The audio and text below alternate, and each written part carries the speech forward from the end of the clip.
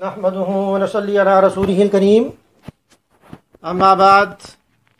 بسم اللہ الرحمن الرحیم۔ مسلمانوں نے ہندوستان میں 1000 برس تک حکومت کی۔ جب محمد بن قاسم رحمۃ اللہ علیہ سندھ کو فتح کرنے کے لیے یہاں آئے تھے، اس میں 300 سال جو ہے وہ مغلیہ دور کا بنتا ہے۔ تو انگریز نے 1599 عیسوی میں یہاں پر جو ہے قدم جمانے شروع کیے۔ وہ یہاں تجارت کی غرض سے آیا تھا۔ انگریز نے ایسٹ انڈیا کمپنی کو قائم کیا جو سامان تجارت منگوایا کرتا تھا۔ تو انگریز نے سامان تجارت کے نام پر اسلحہ اور بارود بھی منگوایا اور یہاں پر اپنے قدم جمائے، اور مغلیہ دور کے آخری بادشاہ بہادر شاہ ظفر کو شکست دینے کے بعد 1857 عیسوی میں یہاں پر قابض ہو گیا اور 1947 تک یہاں قابض رہا۔ تو 1757 عیسوی میں بنگال میں سراج الدولہ کو شکست دینے کے بعد انگریز بنگال پر قابض ہو گیا، اور پھر 1799 عیسوی میں انگریز نے ٹیپو سلطان کو جو ہے شکست دی اور میسور کی ریاست پر قبضہ کر لیا، اور اس کے بعد اس نے نعرہ بلند کیا کہ آج سے ہندوستان ہمارا ہے۔ تو شاہ ولی اللہ رحمۃ اللہ علیہ کے بیٹے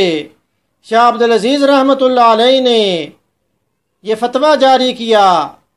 کہ آج سے ہندوستان جو ہے وہ دارالسلام نہیں رہا، بلکہ یہ دارالحرب بن گیا ہے، مسلمانوں پر جہاد فرض ہے۔ تو بالا کوٹ کا جہاد جو ہے وہ اس سلسلے کی پہلی کڑی تھا۔ تو سید احمد شہید رحمۃ اللہ علیہ اور شاہ عبدالعزیز رحمۃ اللہ علیہ کہ جو شاہ اسماعیل شہید رحمۃ اللہ علیہ جو شاہ عبدالعزیز رحمۃ اللہ علیہ کے بیٹے تھے، انہوں نے پشاور میں سکھوں کو شکست دینے کے بعد پشاور میں اپنی حکومت جو ہے قائم کر لی۔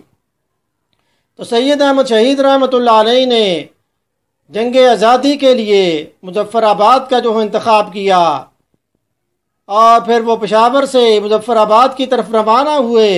راستے میں بالا کوٹ بھی تھا، تو سکھوں کو یہ بات پتہ چل گئی کہ انہوں نے یہاں سے گزرنا ہے، تو انہوں نے ان پر حملہ کر دیا، جس میں سید احمد شہید رحمۃ اللہ علیہ اور شاہ اسماعیل شہید رحمۃ اللہ علیہ کو شہادت ملی۔ تو 1831 عیسوی میں یہ شہید ہو گئے۔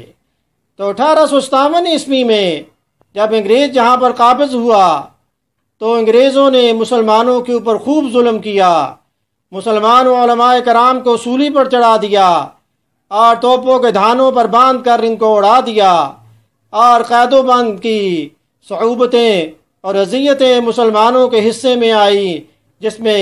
کالا پانی کی جیل بھی شامل ہے۔ تو اس میں ایک مثال جو ہے وہ مولانا محمد جعفر تھانیسری رحمۃ اللہ علیہ کی ہے، کہ جو اپنی کتاب کالا پانی میں لکھتی ہیں کہ 1864 عیسوی میں مجھے انگریز جج کے سامنے پیش کیا گیا، اور انگریز جج نے کہا کہ میں تمہیں پھانسی کی سزا دیتا ہوں اور مجھے خوشی ہوگی۔ تو مولانا محمد جعفر رحمۃ اللہ علیہ نے فرمایا کہ زندگی لینا اور دینا اللہ کا کام ہے۔ آپ کی یہ بات سچ ثابت ہوئی۔ کچھ ہی دن بعد انگریز جج جو تھا وہ مر گیا، اور آپ کی سزا جو تھی وہ سزائے موت سے عمر قید میں تبدیل ہو گئی، اور مولانا محمد جعفر رحمۃ اللہ علیہ کو 1864 عیسوی کے بعد 1865 عیسوی میں امبالہ جیل میں منتقل کر دیا گیا، اور پھر وہاں سے لاہور سینٹرل جیل، اور پھر ملتان، اور پھر ملتان سے کراچی جیل میں آپ کو منتقل کر دیا گیا، اور پھر کچھ ہی دن بعد بمبئی جیل میں آپ کو منتقل کیا گیا، اور اس کے بعد پھر دسمبر 1865 عیسوی میں آپ کو کالا پانی جیل میں منتقل کر دیا گیا، جہاں پر آپ 18 سال رہے۔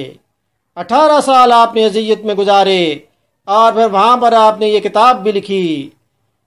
تو مولانا محمد جعفر رحمۃ اللہ علیہ کو پھر وہاں سے رہائی ملی۔ تو 18 سال کی قید سے یہ بات پتہ چلی کہ انگریز کس طرح مسلمان و علماء کرام پر ظلم کیا کرتا تھا، اور پھر تحریک آزادی میں مسلمانوں کو جن مشکلات کا سامنا کرنا پڑا کہ 1885 عیسوی میں کانگریس قائم کر دی گئی، کہ جس کا مقصد یہ تھا کہ ہندوستان میں اگر اقتدار کا حق کسی کو حاصل ہے تو وہ ہندو ہیں۔ پھر 1906 میں مسلم لیگ قائم کی گئی تاکہ ان کو جواب دیا جا سکے۔ پھر 1914 سے 1918 عیسوی میں پہلی جنگ عظیم ہوئی کہ جس میں انگریز کو فتح حاصل ہوئی، برطانیہ نے فتح حاصل کی، اور پھر اس نے مسلمانوں کے مقدس مقامات بصرہ اور جدہ میں اپنی فوجیں داخل کیں۔ جب مسلمانوں نے یہ دیکھا تب انہوں نے تحریک خلافت کا آغاز کیا۔ مولانا محمود الحسن رحمۃ اللہ علیہ نے تحریک ریشمی رومال کا جو آغاز کیا، اور مولانا محمد علی جوہر رحمۃ اللہ علیہ کی قیادت میں تحریک خلافت کا ایک وفد جو ہے وہ برطانیہ گیا تاکہ انگریز سے جو ہے بات چیت کی جا سکے۔ اور اس کے بعد پھر مسلمان علماء کرام جو تھے جنہوں نے قائد اعظم کا بھی ساتھ دیا، جس میں مولانا شبیر احمد عثمانی رحمۃ اللہ علیہ، مولانا ظفر احمد عثمانی رحمۃ اللہ علیہ، مولانا عطاء اللہ شاہ بخاری رحمۃ اللہ علیہ، مولانا اشرف علی تھانوی رحمۃ اللہ علیہ شامل ہیں، اور بے شمار علماء کرام کہ جنہوں نے مسلمانوں کے جذبات کو ابھارنے کے لیے اخبار بھی شائع کیا، جس میں مولانا ابوالکلام آزاد رحمۃ اللہ علیہ نے الہلال اخبار کو شائع کیا، مولانا ظفر علی خان نے زمیندار اخبار جو ہے وہ آپ نے شائع کیا، اور اسی طرح امیر شریعت عطاء اللہ شاہ بخاری رحمۃ اللہ علیہ نے مختلف تقاریر کے ذریعے سے مسلمانوں کے جذبات کو ابھارا۔ اور مولانا شبیر احمد عثمانی رحمۃ اللہ علیہ وہی شخصیت ہیں کہ جنہوں نے قائد اعظم کا نماز جنازہ پڑھایا، اور جس میں لاکھوں افراد نے شرکت کی۔ اور اس کے بعد جب مولانا شبیر احمد عثمانی رحمۃ اللہ علیہ فوت ہوئے تو مفتی محمد شفیع رحمۃ اللہ علیہ نے ان کی نماز جنازہ پڑھائی، جس میں لاکھوں افراد جو شریک تھے۔ تو مسلمانوں نے تحریک آزادی میں بے شمار مشکلات کا سامنا کیا، اور اسی طرح جب ہجرت ہوئی تو اس میں سفر نامہ کہ میں نے پاکستان بنتے ہوئے دیکھا،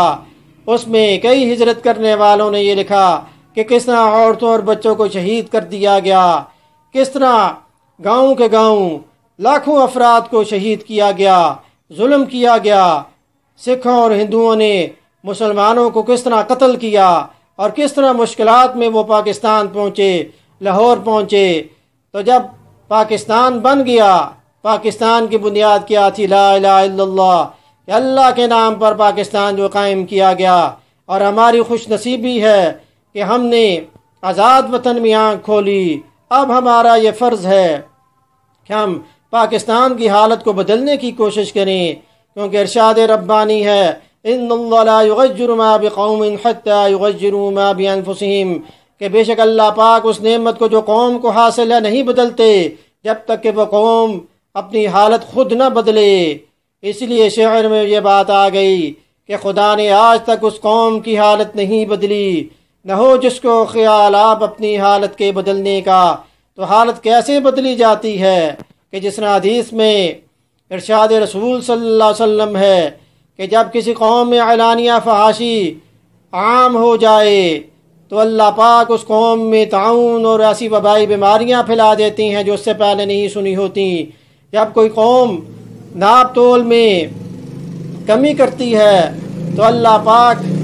جو ہے وہ معاشی تنگی کر دیتی ہیں اس قوم میں، اور اسی طرح جب کوئی قوم جو ہے وہ زکوٰۃ ادا نہیں کرتی تو اللہ پاک بارش کو روک لیتے ہیں، اور اگر چوپائی نہ ہو تو بارش کا ایک قطرہ بھی نہ ٹپکے۔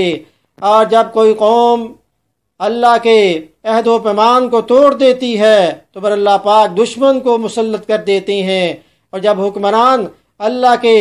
حکم کے خلاف فیصلے کرتے ہیں تو اللہ پاک اس قوم میں اختلاف پیدا کر دیتی ہیں، خانہ جنگی شروع ہو جاتی ہے۔ سننے ابن ماجہ میں اس کو جو روایت کیا گیا، تو اس حدیث میں 5 مسائل کا حل جو بیان کیا گیا، تو اس لیے حدیث میں آیا کہ کلکم راع وکلکم مسئول عن رعیتہ، کہ تم میں سے ہر ایک ذمہ دار ہے اور ہر ایک سے اس کی ذمہ داری کے بارے میں پوچھا جائے گا۔ حکمران سے اس کی ذمہ داری کے بارے میں پوچھا جائے گا، باپ سے اس کی ذمہ داری کے بارے میں پوچھا جائے گا، بیوی سے اس کی ذمہ داری کے بارے میں پوچھا جائے گا۔ تو یہ اسی وقت ہو سکتا ہے کہ جب ہم اطیع اللہ و اطیع الرسول پر عمل کریں گے۔